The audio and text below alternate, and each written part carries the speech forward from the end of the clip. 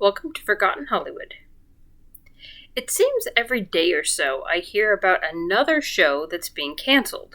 At least 50 have got the axe since the start of the year. Of course, this sort of thing happens all the time. But the thing that caught my eye was the reason given for the cancellations. One article I was reading said that it was to save money on fees. Now, I'm not an economic expert, but most of the canceled shows were original series run on the streaming services that made them. So, who are they paying fees to? Imagine I had a booth in my yard where I sold handmade pot holders and cane cozies. I owned the property, I built the booth, I made the items, and I was selling them.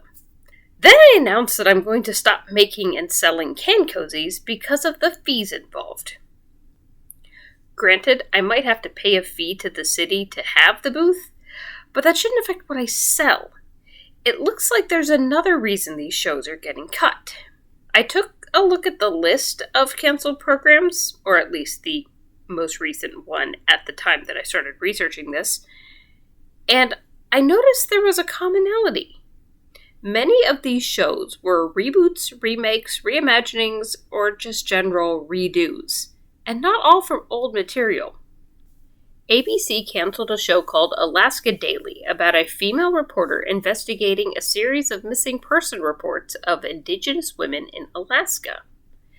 This seemed very familiar to me since I had just watched Dexter New Blood, a Showtime miniseries that involved a series of missing person reports of women in New York that was being investigated by a female podcaster. Same cookie cutter, just a different color frosting.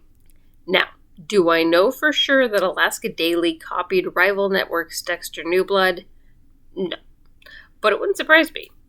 If you watch my video on the Big Valley, which premiered in 1965, it's very clearly modeled after the popular NBC show Bonanza that was starting its 6th season. Speaking of which, NBC is also canceling a couple shows this year. One of them is called Grand Crew. It features 6 friends, where one of them works at the local watering hole, 2 are siblings, and the show covers the relationship drama they experience. I feel like I've seen this show before too. One of the shows getting the axe from CBS is True Lies, based on the action comedy of the same name from 1994. The original featured an average couple, Harry and Helen, played by Arnold and Jamie Lee Curtis. She is a legal secretary, he is a covert agent trying to stop a terrorist cell. In the middle of a midlife crisis, Helen is inadvertently swept up into Harry's world and discovers her husband is not the software salesman she believed him to be. Have you ever killed anyone? Yeah, but they were all bad. The show tries to capture that dynamic with a few changes. Gone is the legal secretary. In her place is a linguistics professor that appears to know every language and dialect under the sun, including those spoken in northern Spain and Madagascar. She also learned impressive combat skills from exercise videos and yoga class. The writers seem to have missed the part where the original Helen's lack of abilities strengthened her character and made her both believable and more heroic.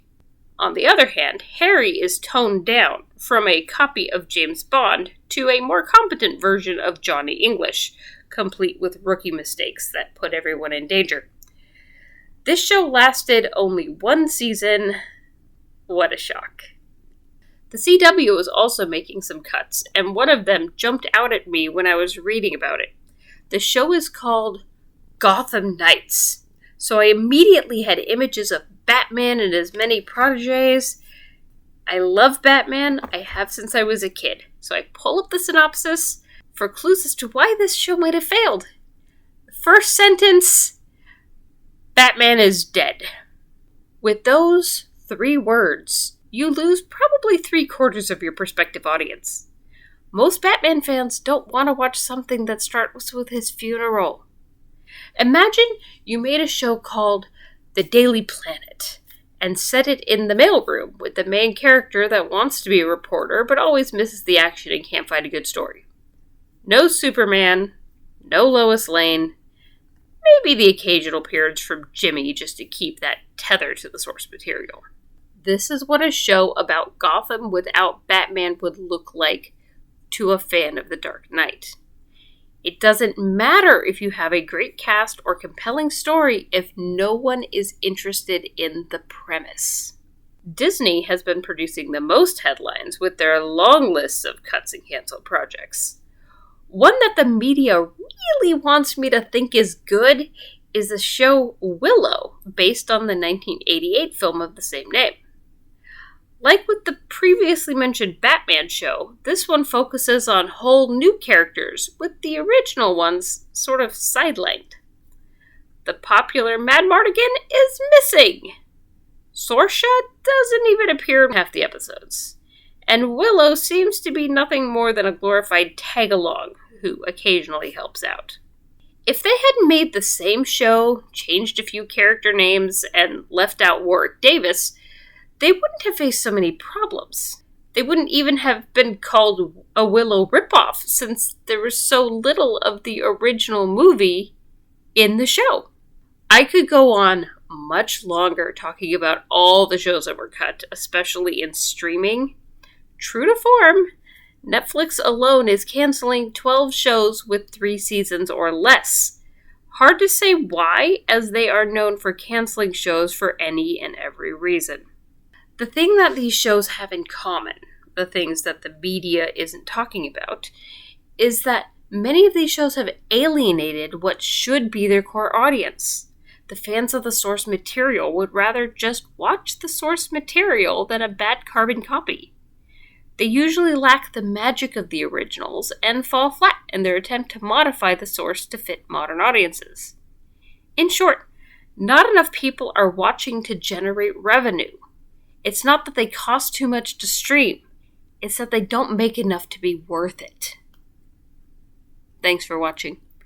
Have you seen any remakes you liked, or ones you hated? Let me know in the comments, and don't forget to like and subscribe. Click the bell for notifications, and I will catch up with you next time.